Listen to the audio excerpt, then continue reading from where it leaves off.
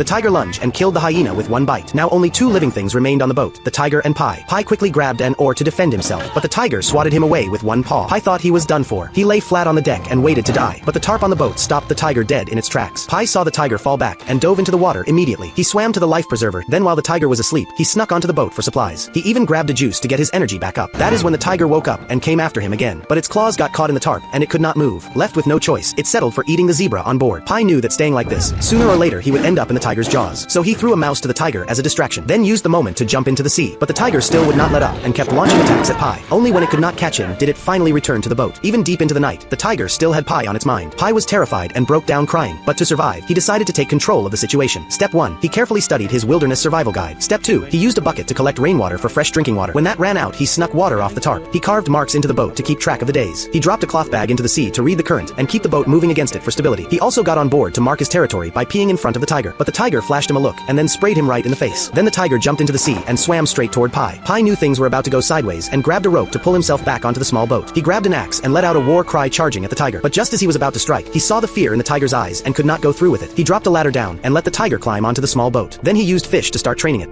Though they had bonded, there was still nothing to eat out on the open ocean. Pi reached down and cradled the tiger's head, resting it gently on his lap. At that moment, Pi felt like they were both staring death in the face. But when he woke up, the boat had drifted to shore. He snapped off a root and took a few bites before he realized this was not a dream. Once on the island, he discovered endless pools of fresh water, and everywhere he looked, meerkats. He pushed through the meerkats and jumped into a pool. First he drank deeply, gulping down mouthful after mouthful. Then he swam freely, completely letting himself go. After drifting at sea for over 200 days, he finally got to enjoy the sunshine, and the tiger wasted no time going full all-you-can-eat mode. It seemed like things were finally turning around, but when the sun dropped below the water, every single meerkat on the island ran up into the trees on their own. The tiger sensed something was off and bolted back to the boat. That night Pi discovered the secret of the pools. When darkness fell, the water turned into a powerful acid that dissolved the fish inside, bones and all. The tiger was too scared to sleep, staring silently into the trees. From a distance, the whole island looked just like a sleeping woman. Pi reached out and plucked a glowing flower, peeling back its petals one by one. Inside he found a human tooth. This was a carnivorous island, so at first light Pi gathered up food, blew his whistle, called the tiger, and just like that the two of them hit the road again.